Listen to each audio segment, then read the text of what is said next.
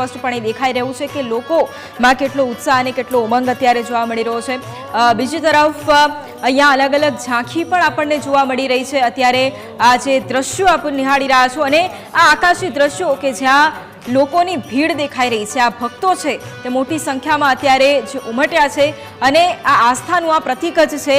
આ world cup વિજેતા ભારતીય ટીમની આ ઝાંખી હોય તે પણ દર્શાવવામાં આવી રહી। અલગ અલગ ટેબ્લો છે જે આ રથયાત્રામાં આપણને જોવા મળતા હોય છે અને આ એ ટેબ્લો છે કે જે આપણી આસ્થા, બીજી તરફ આપણો વિશ્વાસ અને આપણા કામ કરવાની એ શક્તિ પણ દર્શાવતું હોય છે। કારણ કે આપણે આપણા કામમાં આગળ રહીએ કે આપણી સંસ્કૃતિને આગળ ધપાવવામાં આપણે ક્યારેય પાછળ નથી પડતા, તેના જ આ દ્રશ્યો। અને જેમ જેમ રથયાત્રા આગળ વધી રહી છે તેમ તેમ આ દ્રશ્યો જેમ દેખાઈ રહ્યા છે એમ લોકોનો ઉત્સાહ, ઉમંગ તેમ વધી રહ્યો છે। વહેલી સવારથી ભક્તો જોડાયા છે પણ ભક્તોમાં એ થાક નથી જોવા મળી રહ્યો, માત્ર જોવા મળી રહ્યો છે તે ઉત્સાહ જોવા મળી રહ્યો છે। અહીંયા અલગ અલગ કરતબો પણ લોકો કરી રહ્યા છે। ભાવિક ભક્તો છે તે અલગ અલગ કરતબો થકી આ જે રથયાત્રાને પણ આગળ ધપાવી રહ્યા છે એ ખલાસીઓને પણ સલામ છે। કારણ કે આ સમયની અંદર જેમ શાસ્ત્રીજીએ કહ્યું એમ કે માત્ર પ્રેમ જ છે કે જે આ ખલાસીઓને એક શક્તિ પૂરી પાડતા હોય છે।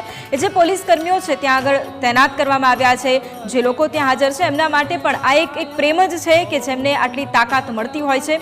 અને એટલા જ માટે આ દ્રશ્યો આપણને એ સમજાવી રહ્યા છે કે આસ્થાનું પ્રતીક ભગવાન જગન્નાથજીની આ રથયાત્રા છે। અને શાસ્ત્રીજી અહીંયા જેમ મેં આગળ પણ વાત કરી એમ કે અત્યારે